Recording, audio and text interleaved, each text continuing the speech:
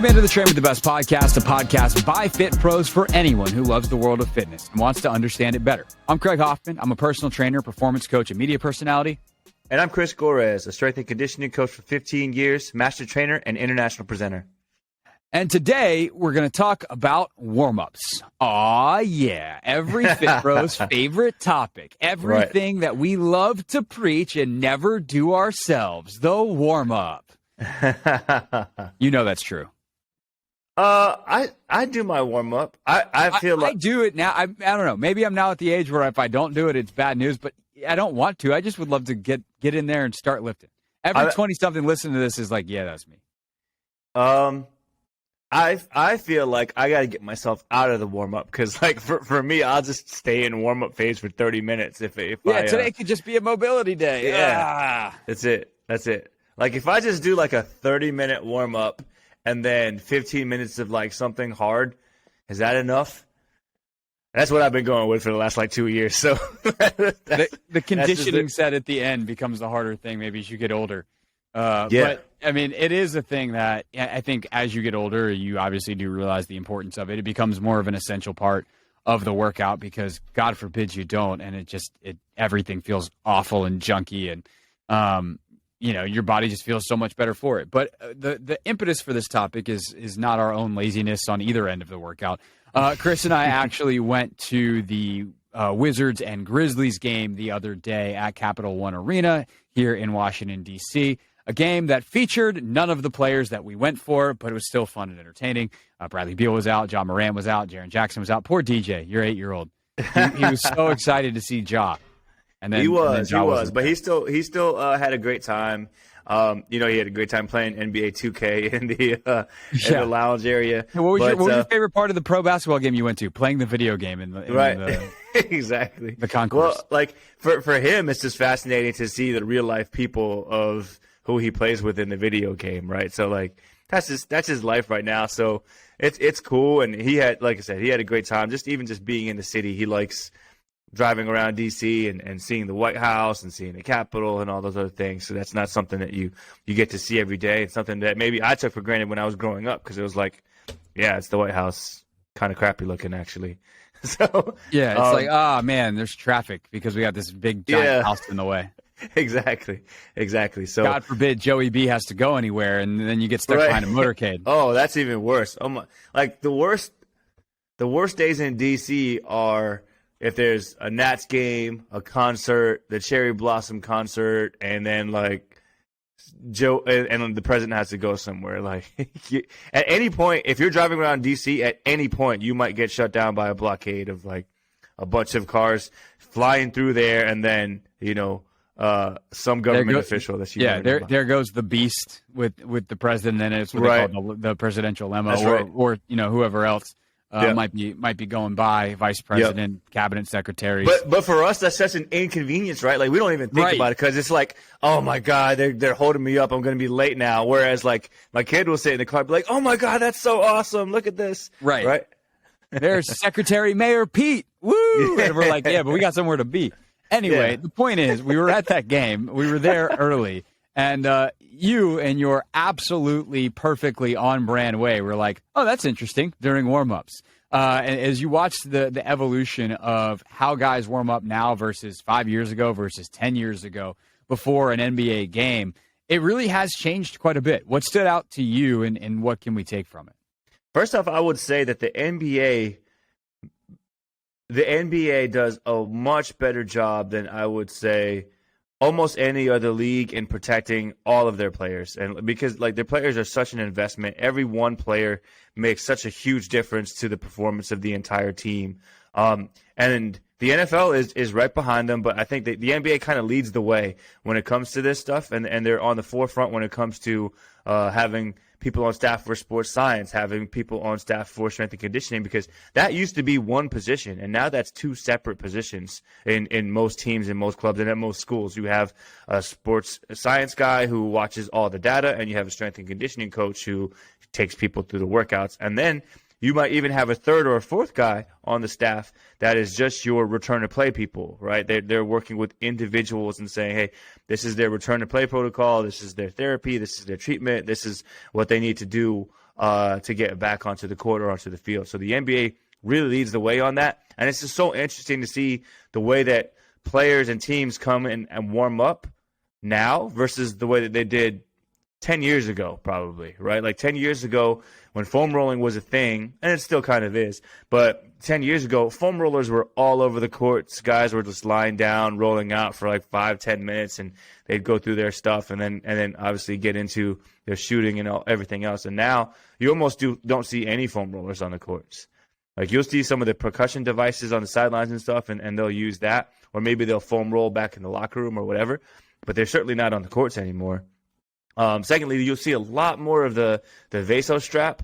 And I'm going to post something today, actually, because using the vaso strap in combination with the Vertimax is kind of giving me a new look on that exercise. The reason why I didn't like vaso strap before is because I had to be strapped down to it, right? So I had to, if you look on the court before game. For people who might not be familiar, because it is a bit specific, like anybody who's more general population hasn't worked in higher level athletics is not going to know what a vaso strap is. So yeah, so what you do is you take a big super band, like the ones that you use to assist yourself for pull-ups, which is typically what it's used for now. You take a super band like that and you wrap it around one shoulder, twirl around so that it basically coils up around your torso. And now what you can do is resist rotation, right? So that's being used. And the reason why I didn't like using it before, and you'd have to double up on these bands where you interlock one band with another so that's long enough. Mm-hmm. The reason why I didn't like using it before is because myself as a coach, I either had to anchor that to make sure that we're getting the resistance throughout the range of motion, or I had to anchor it to something like a post. But when you anchor it to something like a post, that resistance changes so much over the course of the movement, right? But when you do something like the Vertimax, I can hook it up to the Vertimax and the resistance stays pretty consistent throughout that entire range of motion. So I can do things like a lateral bound or a transverse bound, which is something that was very, very hard to resist before just because it was hard to get that resistance right. So now that's a whole other thing. And for a warm-up, you're watching these guys, almost all of them are hooked up with their own individual trainer or own individual staff member who's taking them through their warm-up, and they're doing all this vaso strap, lateral bounding, RDL hops, lateral bound or transverse bound into a vertical jump. Try to get all of those core muscles activated to prevent injuries and increase performance, all those things. So it's really become a very interesting thing for me to see, because it's like, all right, 10 years ago there was all these foam rollers on the court, and then the foam rollers have started to dwindle away, but now we're seeing a lot more mini bands and band work, and now we're starting to see more transverse work and getting these guys in and out of jumps where they have to resist and control rotation. So it's very, very interesting for me to see kind of that progress, and starting to see some of that trickle down into colleges and even some high-level high schools, because it's not just, hey, let's get out here and layup lines, right? Right. They know, like when I was playing high school basketball, it was, hey, let's get out here and do some layup lines, and everybody do the little clap thing, and let's get ready to play basketball. And now that's completely changed. Yeah, layup. It always was funny because you do layup lines, and then you do pull-up jumpers, and then maybe you shoot some threes, and then it's like, all right, well, that's done with the organized. Now it's everybody kind of fend for themselves. If you got a rebound, if you played at like you're playing in rec ball or in high school, and there's only enough balls to go around. It's not like everyone has their own ball. It's not like you have rebounders. It's like you gotta fight your teammates for a ball so you can get one shot up. And if you make it, then you get another one. And hopefully, you can get it string together a couple in a row. But if not, if you had a bad warm up, you might have taken 3 shots before the game. Yeah, don't forget about that. Let's all stand around the lane and shoot free throws, and it's 1 clap if you miss it, 2 claps if you make it. Don't forget about that. Oh yeah, very essential part to a 1990s 1990s basketball warm up for high school, middle school warm up. That was it. That's hilarious. So you talk about like sequencing of these kinds of things. Because you still have to obviously get into basketball. Sure. Eventually, and whether it's you start with some layups, and teams still do layup lines and whatever. And part of that, it is interesting though, going to a lot of like W games over the summer and going to some NBA games. Like some teams have scrap layup lines completely. Like more of it's like when you come out after you've kind of had your warm up period, you go back to the locker room for a few minutes, you come back out, and it's almost like for show more than it is a traditional or like any kind of meaningful warm up, and almost like a rhythm comfort thing, which is fine. But we're talking about warm ups that start an hour before tip off, right? Like these are things that are not immediately before a game.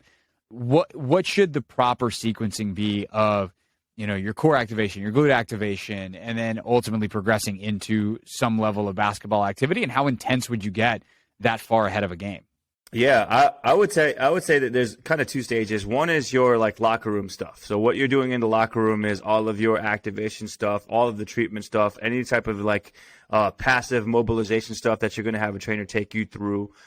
Maybe some slow, active, isolated stuff. And then when you get out to the court, now you're going to start to get into the movement skill, movement prime. I don't know what to call it, neuromuscular activation, but specific to some of the movements that you're going to make in a game, right? And specific to some of the things that are going to help you prevent an injury, right? Like being able to decelerate and being able to resist rotation, which is why that vaso strap is such a great thing, such a great tool to use, right? So you're going to get into that, and then you're going to get into like really starting to get into some of the basketball stuff, right? Like warming up your shooting motion, warming up your dribbling and ball handling type of stuff, right? And you almost want to overload that.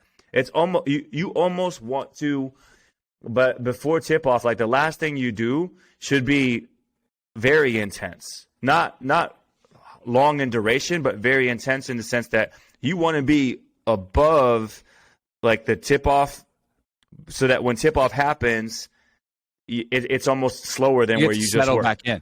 Because like we've all played pickup, and you kind of look at the person across from you, and you're like, all right, these first couple of possessions, gentleman's agreement, we ain't going that. Like no one's sprinting, right? Because you gotta kind of almost finish your warm up, right? You have to get to game speed. So if you're an NBA player, like that ain't how that works. Like you're going around like Steph Curry is not going to be like, all right, hey, I'm not going to run around these screens for the first 3 possessions just so we can kind of get into it. No, he's coming down first possession is. Giving the ball to Draymond and then flying around 3 screens, coming back and trying to drain a 3 in your face. So you have to be able to, right before, and that's why it's funny that they kind of go back into the locker room after their individual warm-ups, come back out as a team, and typically go through some kind of layup lines. But that layup line at that point is kind of picking up where you left off. You then progress from there. A lot of guys that you see like do some sprint work or, something really high intensity, short and quick. In soccer, I think a lot of teams will, you take their starting 11 picture, they immediately break back out, go to the sidelines, and do some like rapid response type of work. That way they're ready to go. And I think that's like a really simple version of the kind of things that you see in mass that is good and correct. Because as you said, you've got to be ready to go at tip off. Like unlike your warm up that we're talking about at the gym, where maybe do we take an extra 5 minutes? Like, no, the game starts when the game starts. The ball gets tossed in the air, and you got to be ready to go. And so, you progress from that super fine, individualized activation of your core, of your glutes. Even before that, talking about some of the mobilization of an ankle and a hip, whatever it may be, to a much larger general. Using all of it within the course of a sprint, a jump, multiple sprints and jumps, defensive slides, whatever, at a high intensity that mimics what you're doing in the game so that ultimately you are ready to perform all that from first possession on. Yeah. So just to kind of go over the sequence, you start off with passive and almost not moving at all, right? That's your treatment phase, right? So you start off passive, people are treating you, people are mobilizing, whatever. And then you get into some active isolated phases where you're slowly moving through some progressions, and then you get into some sort of movement skill where, again, it's not fast, but it's starting to prepare yourself for the movements that you'd make in a game. And then you load those movements in some way, whether it be a resistance band or even neurologically, like there's stuff that Steph does with 2 balls, right? Like that's not for him to be great at dribbling with 2 balls because you only use 1 ball in a game. But what it does is when you unload, whether it's neurologically or physiologically, now you move fast, right? So it's slow passive, slow active, movement skill, loaded movement skill, right? Overloaded movement skill, and then back to just that movement skill, but super fast. And then you're ready to play a game, right? So that's the whole warm-up, and that takes time, right? And it's probably fitting that we're talking about this too, because we're about a week away from a whole bunch of old guys going out there in the cold weather to play in the Turkey Bowl, right? So when you get out there for next Thursday and you want to go out there and show the Young Bucks that you still got it, like, give yourself time to warm up because we don't want any pulled hammies at the dinner table for Thanksgiving. Yeah, carry Uncle Bob back inside. He's, his political takes might be hot, but his hamstring was not. Right. All right, last thing. Speaking of the average Joes, listen to this. You're just like fitness enthusiasts, like, hey, I'm trying to run for 30 minutes. Or I got a client who's trying to run for 30 minutes. Like, what can the average person take out of this, whether it's going into a weight session, going into a cardio session, going into whatever it is that they're doing in the gym? Like, what is the non-professional athlete? I don't have an hour before tip-off to warm up. Like, it's obviously the same sequencing, but then how do you put that into something that is condensed in a time-friendly manner for a run, a lift, or whatever? Yeah, so take away everything that was passive, right? So all the passive stuff, we're taking that out, right? We're going straight into active isolated stretching or active isolated movement, right? Go straight into some sort of movement skill. And then that loaded movement skill becomes your workout, right? That fast moving skill becomes your conditioning, right? And then passive stuff at the end. So here where you would do, like for the athletes, they do passive stuff in the beginning because they're getting treatments and all that other stuff. You're not going to do that. But if I have a client who's general population weight loss, that's their workout, right? Like the warm up for an athlete becomes their workout. We just do multiple sets, right? Whereas an athlete warming up is going to do one set of everything and then start to progress on. We might do multiple sets of one thing or start to hammer them or be a little bit redundant because we want them to get more repetitions with some of the movements. We might do 2 or 3 movement skills, 2 or 3 movement loaded movement skills, and then 1 or 2 conditioning drills with speed or with effort. And then we finish with passive stretching. So we do passive stretching at the end instead of at the beginning. Yeah, that makes sense. And, I think it is important to, remember, even if you're just like going for a run, some people are like, oh, I ran a mile warm up, then you get faster. And like, that's one way you could do it. But if you would spend 2 to 3 minutes doing some, world's greatest stretch, some knee pulls, kind of mobilizing the joints a little bit, then do like some high knees, some butt kicks, things like super simple, things that you've been doing since you were in gym class in 3rd grade. Like super simple stuff to get a little speed in your leg, get a little bit of power going, and get your brain firing, getting the neuromuscular side going as well. That run is going to be a lot more efficient. That run is going to be a lot easier than if you just try to super slow ease into it. And, a mile in, yeah, okay, you're a little bit warm, but you've already run a mile when you could have, maybe taken that down to a quarter-mile warm-up, or you do a quarter-mile warm-up, a half-mile warm-up, just to kind of get your core body temperature raised, do a little bit of stretching, do a little bit more of high-speed stuff, then get into a more pointed workout. Obviously, this also depends on what your goal is. If you're like, I don't care, I'm just trying to run for 30 minutes. Like, okay, fine, as long as you don't pull anything, thumbs up for you. But, if you're actually training for something, you're training for that 5K, you're training for that half marathon, the whatever, being a little bit more pointed. And I talk about this with clients all the time.